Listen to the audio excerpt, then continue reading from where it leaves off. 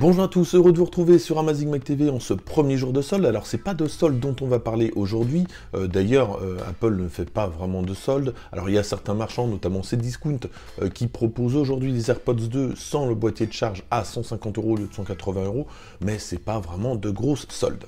Alors ici on va parler toujours du CES de Las Vegas, et hier je vous ai déjà présenté une vidéo sur certaines nouveautés qui n'étaient pas forcément vraiment révolutionnaires, et on continue un petit peu dans cette tendance, mais avec des objets un petit peu plus insolites, notamment un robinet connecté. Alors ce robinet connecté, il n'est pas compatible HomeKit à proprement dit, il est compatible seulement Google Assistant, et pas mal de personnes s'en moquent, tout simplement parce qu'un robinet connecté pour dire allume, mets de l'eau, franchement autant appuyer sur le bouton, et finalement, une fois qu'on a réfléchi un petit peu à tous les usages, avoir un robinet qui peut se déclencher à la voix, ça peut être utile, notamment si vous avez les mains sales, pour pas en mettre partout, des mains pleines de terre, je sais pas, vous avez fait le jardin, et vous avez besoin de vous laver les mains, ça peut être utile. En plus de ça, on peut lui dire via Google directement allume-toi à la température 32 degrés par exemple, ou on va pouvoir lui dire de verser une certaine quantité d'eau, et finalement c'est pas mal, mais dommage que ça soit pas compatible HomeKit pour le moment. Autre objet insolite, et là je suis un petit peu plus dubitatif, c'est la poubelle connectée qui, lorsque le sac est plein d'ordures, va pouvoir se refermer automatiquement, ça va faire un nœud, et il n'y aura plus qu'à prendre le sac poubelle et le mettre dans une poubelle plus grande pour le mettre aux ordures. Mais là, vraiment, je ne suis pas persuadé que ça fonctionne vraiment très bien. On revient maintenant à des objets un petit peu plus traditionnels avec la société Eve qui est spécialisée dans les objets compatibles HomeKit, et cette fois-ci donc Eve lance sa caméra connectée qui va être compatible HomeKit Secure. Alors au niveau de la caméra, il n'y a pas grand chose à en dire, c'est pas une caméra motorisée, ça va coûter 150 € et ça va être disponible très prochainement. C'est compatible avec HomeKit Secure si vous avez le stockage iCloud qui va bien. Et puis donc on va retrouver quelques fonctions traditionnelles avec la reconnaissance si c'est des personnes ou des animaux, si on est à la maison ou non. Donc ça c'est toutes les fonctions d'HomeKit.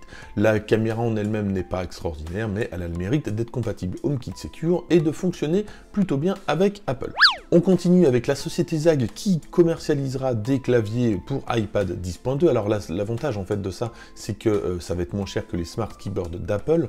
Là, ça va coûter une centaine d'euros quand même. Et puis on va avoir différents types de claviers. Alors des fois des claviers qui vont être un petit peu plus protecteurs, qui vont en cas de chute de l'iPad, ça va bien protéger. Ou alors des claviers lumineux. Ça aussi, c'est quelque chose que ne fait pas Apple pour le moment.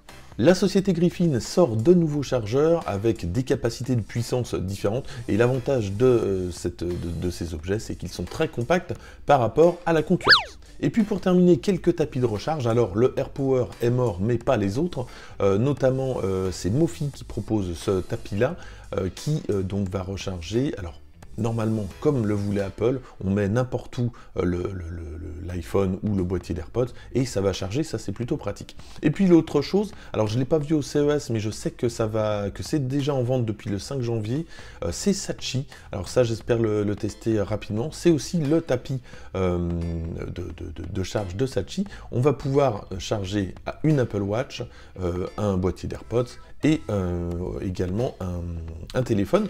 Et ça vaudra un peu plus de 100 €, puisque je crois que c'est vendu 119 $ aux États-Unis depuis quelques jours, donc ça devrait arriver le mois prochain en France. Voilà pour cette vidéo concernant le CES, pour quelques objets connectés supplémentaires. N'hésitez pas à liker cette vidéo, à la partager, à vous abonner si ce n'est pas déjà fait. Moi je vous dis à très bientôt.